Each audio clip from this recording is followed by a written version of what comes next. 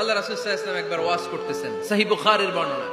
আল্লাহর হাবিব সাল্লাল্লাহু আলাইহি ওয়াসাল্লাম বললেন, ইন্না মিনা শাজারি শাজারা, এক ধরনের গাছ আছে, লা ইয়াসকুতু ওয়ারাকুহা, যেই গাছের পাতা কোনোদিন ঝরে না, পাতা পড়ে না, একটা গাছ আছে। মাসালুহা কামাসালিল মুসলিম, এই পাতার দৃষ্টান্ত মুসলিমের দৃষ্টান্ত একই।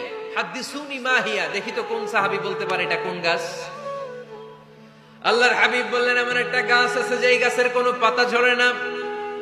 এই পাতার দৃষ্টান্ত, গাছের দৃষ্টান্ত, মুমিনের দৃষ্টান্ত একরকম। ফাহাদিসুনি মা হিয়া, কে আছো বলতে পারো এটা কোন গাছ? কেউ পারে না। সাহাবারা মনে করছে এটা মরুভূমির কোন একটা গাছ হবে। কেউ বাড়ির পাশে যে খেজুর গাছ আছে এটা খেয়াল করে নাই, সবাই চলে গেছে অন্য গাছের দিকে। ক্যাকটাস, গুলমলতা, মরুভূমির রেয়ার যে গাছগুলো আছে, দুর্লভ দুষ্প্রাপ্য গাছগুলো, তারা এক একজন একটার পর নাম বলতে আরম্ভ করলো। আল্লাহ রাসূল সাল্লাল্লাহু আলাইহি ওয়াসাল্লাম বললেন হয় নাই, একজন বলে একটা, আল্লাহর হাবিব বললেন হয় নাই।